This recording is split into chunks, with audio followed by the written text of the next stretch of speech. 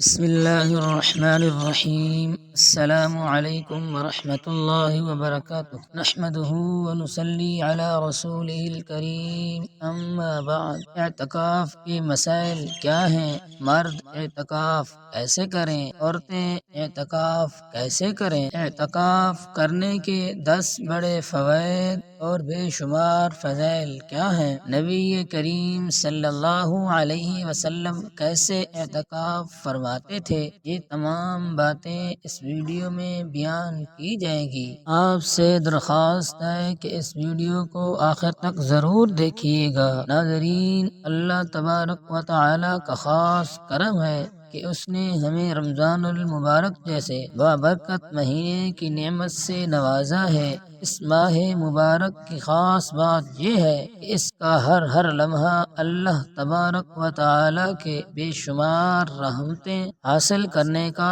سبب ہے۔ اس مہینے میں دن ہو یا رات ہو، صبح ہو یا شام، جب بھی انسان اللہ تبارک و تعالی کی رحمتیں سمیٹنا چاہے سمیٹ سکتا ہے۔ اس مہینے میں اللہ تبارک و تعالی کی عطا کردہ رحمتوں، برکتوں اور فضیلتوں میں سے ایک بہت بڑی رحمت اعتکاف بھی ہے۔ اگر آپ اعتکاف کے ذریعے سے اللہ تبارک و تعالی کا قرب حاصل کرنا چاہتے ہیں تو یہ ویڈیو آپ کے لیے ہے۔ سب سے پہلے جان لیجئے کہ اعتکاف کی شرعی حیثیت کیا ہے۔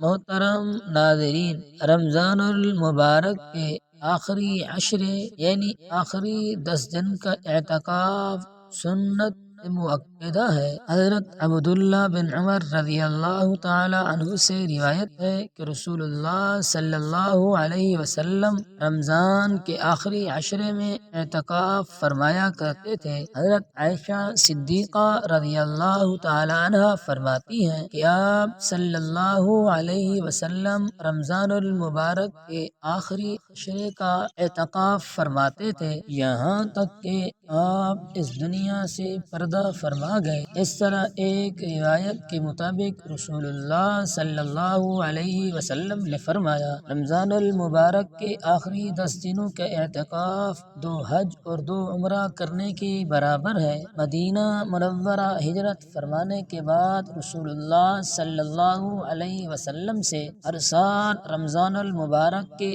آخری عشرے کا اعتکاف کرنا ثابت ہے۔ ہر ایک مرتبہ آپ صلی اللہ علیہ وسلم نے رمضان المبارک کے پورے مہینے کا اعتکاف کیا، اور اس کی وجہ یہ تھی کہ شب قدر کو تلاش کرنا چاہتے تھے۔ اس کے علاوہ عام طور پر ہر رمضان کے آخری عشرے کا اعتکاف فرماتے تھے۔ سن 8 ہجری میں کیونکہ فتح مکہ کی وجہ سے آپ صلی اللہ علیہ وسلم نے اعتکاف نہیں کیا، کیونکہ فتح مکہ کا واقعہ رمضان المبارک میں پیش آیا تھا، لہذا وفات سے پہلے سال آپ صلی اللہ علیہ وسلم نے رمضان المبارک میں دن میں اعتکاف فرمایا۔ بیان کی گئی احادیث اور رسول اللہ صلی اللہ علیہ وسلم کی مبارک سنت سے یہ بات واضح ہو جاتی ہے کہ دین اسلام میں اعتکاف کی کتنی زیادہ اہمیت ہے۔ اعتکاف کرنے کے بے شمار فوائد ہیں، ان میں سے 10 فائدے یہ ہیں۔ نمبر 1، اعتکاف کرنے والے کے لیے شب قدر کی تلاش اور اسے پا لینا زیادہ آسان ہو جاتا ہے، اور شب قدر ایک ایسی رات ہے جو 1000 مہینے سے زیادہ افضل ہے، اور اس کا پا لینا ایک مسلمان کے لیے سب سے بڑی خوش قسمتی کی باعث ہے۔ نمبر 2، تہجد کی عادت۔ جب ایک انسان اعتکاف کرتا ہے تو اس کے لیے شب بیداری اور تہجد پڑھنا آسان ہو جاتا ہے اور اس کی عادت بن جاتی ہے، جس کے نتیجے میں وہ رمضان المبارک کے بعد بھی تہجد پڑھتا رہتا ہے۔ نمبر 3، اللہ تبارک و تعالی کے گھروں یعنی مساجد سے محبت ہو جاتی ہے اور اعتکاف کرنے والے کا دل مسجد جانے سے خوش ہونے لگتا ہے، اور یہ بات روز محشر اللہ تبارک و تعالی کے عرش کا سایہ پا لینے کا سبب ہے۔ نمبر 4، اللہ تبارک و تعالی کے ذکر سے انسیت اور محبت پیدا ہوتی ہے۔ نمبر 5، خلوت اور تنہائی کے مواقع نصیب ہوتے ہیں جن میں خطاؤں سے ندامت کے ساتھ ساتھ اللہ تبارک و تعالی سے توبہ استغفار کرنے اور آنسو بہانے کا موقع مل جاتا ہے۔ نمبر 6، اعتکاف کرنے والا فضول باتوں اور نفسانی خواہشات سے بچا رہتا ہے۔ نمبر 7، جائز دنیاوی امور اور مرغوب چیزیں چھوڑنے کی سبب اسے بے رغبتی اور لا تعلقی پیدا ہوتی ہے۔ نمبر 8، اعتکاف کرنے والے کے دل میں فکر آخرت پیدا ہوتی ہے اور اس کے دل کی اصلاح ہوتی ہے۔ نمبر 9، سنت سمجھ کر اعتکاف کرنے والوں کے دل میں سنت رسول اللہ صلی اللہ علیہ وسلم سے محبت کے جذبات پیدا ہوتے ہیں۔ نمبر 10، زندگی تبدیل کرنے اور اسے شریعت کے سانچے میں ڈالنے کا جذبہ پروان چڑھتا ہے۔ محترم ناظرین، جیسے یہ اعتکاف اتنا زیادہ اہمیت اور فضیلت والا ہے، ایسے ہی اس کے چند ایک احکام اور پابندیاں بھی ہیں۔ ان احکام کو پورا کیے بغیر اعتکاف کے فائدے حاصل نہیں ہو سکتے۔ آئیے اعتکاف کے متعلق اہم احکامات کے بارے میں جانتے ہیں۔ نمبر 1، رمضان المبارک کے آخری عشرے کا اعتکاف سنت موقدہ الکفایہ ہے، یعنی اگر محلے کے کچھ لوگ اس سنت کو ادا کریں تو مسجد کا جو حق اہل محلہ پر ہے وہ ادا ہو جائے گا، لیکن اگر مسجد خالی رہی اور کوئی بھی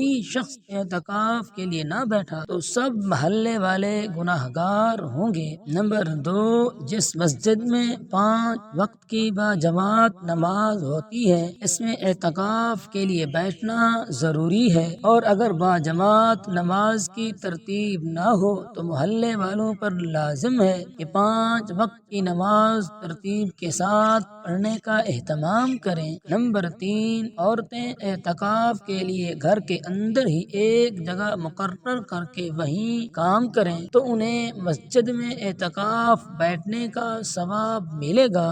نمبر 4، اعتکاف میں قرآن مجید کی تلاوت، درود شریف کی کثرت، ذکر و تسبیح، دینی علوم کا سیکھنا اور سکھانا، اور انبیاء علیہم السلام، صحابہ کرام اور بزرگان دین کے حالات پڑھنا اور سننا اپنا معمول رکھیں، بغیر ضرورت کے باتیں کرنے سے بچے رہیں۔ نمبر 5، اعتکاف کی جگہ سے بغیر ضرورت کے نکلنا جائز نہیں۔ اگر بغیر ضرورت سے نکلے تو اعتکاف ٹوٹ جائے گا۔ یہاں اعتکاف کی جگہ سے مراد مرد کے لیے مسجد اور خواتین کے لیے گھر کی وہ خاص جگہ یا حجرہ جہاں وہ اعتکاف کی نیت سے بیٹھی ہیں۔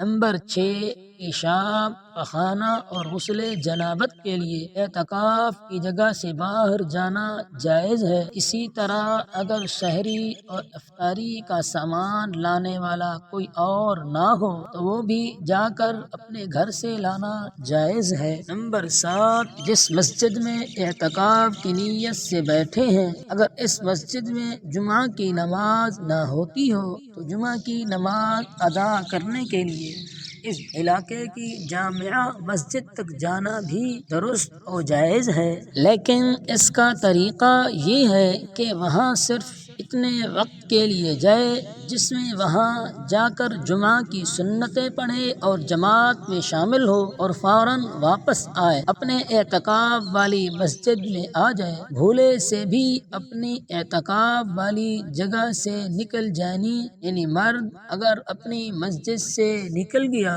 اور عورت اپنے گھر میں اعتکاف والی جگہ سے باہر نکل گئی تو اعتکاف ٹوٹ جائے گا۔ نمبر 8، اعتکاف اعتکاف کی حالت میں دنیا داری کے کاموں میں مصروف رہنا، مثلاً مرد و خواتین کا موبائل وغیرہ استعمال کرنا، اور خواتین کا اعتکاف کی حالت میں امور خانہ داری مثلاً سلائی کڑھائی اور دیگر امور انجام دینا مکروہ تحریمی یعنی حرام کے قریب ہے۔ نمبر 9، اعتکاف کے لیے روزہ شرط ہے۔ اگر کسی وجہ سے بھی روزہ ٹوٹ گیا تو اس کا اعتکاف ٹوٹ گیا۔ نمبر 10، اعتکاف کا اہتمام کرنے اور اعتکاف بیٹھنے کے لیے ضروری ہے کہ آپ رمضان المبارک کی 20 تاریخ کو یعنی 20ویں روزے کی نماز مغرب سے پہلے اپنے اعتکاف والی جگہ میں اعتکاف کی نیت سے داخل ہو جائیں، یعنی دوسرے عشرے کے اختتام سے پہلے اپنے جگہ میں داخل ہو جائیں، اور 20ویں روزے کی افطاری اپنے اعتکاف والی جگہ میں کریں۔ اگر اسے تاخیر ہوئی تو مسنون اعتکاف شمار نہیں ہوگا۔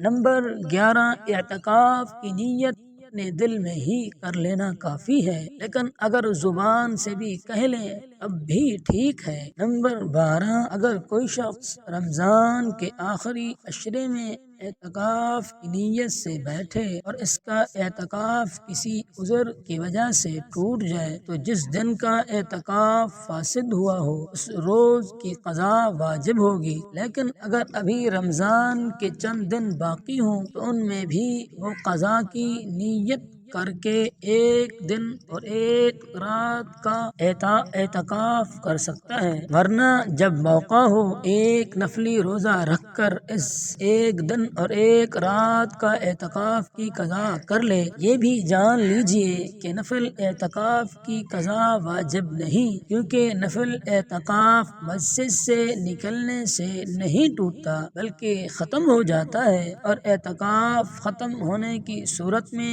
قضا لازم نہیں ہوتی۔ نمبر 13، اگر عورت شادی شدہ ہے اور اس کا شوہر ہے تو اس کی اجازت کے بغیر اعتکاف میں نہ بیٹھے، اور اگر شوہر نے بیوی کو اعتکاف میں بیٹھنے کی اجازت دے دی تو پھر بعد میں اسے اپنی بیوی کے اعتکاف سے منع کرنے کا اختیار نہیں ہوگا۔ نمبر 14، اعتکاف مسنون میں غسل واجب کے علاوہ کسی اور غسل کے لیے مسجد سے نکلنا درست عمل نہیں، یعنی گرمی کی موسم میں ٹھنڈک کی نیت سے غسل کرنے کے لیے جائز نہیں، اور اگر شدید گرمی کی صورت میں غسل کرنا ضروری ہو تو مسجد کے اندر ہی کسی بڑے برتن میں پانی ڈال کر اس طرح سے غسل کرے کہ وہ پانی مسجد کے اندر نہ گرے، یا کوئی کپڑا بھگو کر اسے نچوڑ کر اپنے بدن پر پھیر لے، اس سے بھی مقصد حاصل ہو جائے گا۔ اللہ تبارک و تعالی سے دعا ہے کہ اللہ پاک ہمیں نیکی کی بات کو سننے، سمجھنے اور اس پر عمل کرنے اور رسول اللہ صلی اللہ علیہ وسلم کے بتائے ہوئے طریقے پر تمام عبادات سر انجام دینے کی توفیق عطا فرمائے، آمین ثم آمین۔ محترم ناظرین، آج کی میری اس انفارمیشن ویڈیو کو لائک اور میرے اسلامی چینل مصطفیٰ کی باتیں کو سبسکرائب کر دیجئے۔ جزاک اللہ خیرا کثیرا۔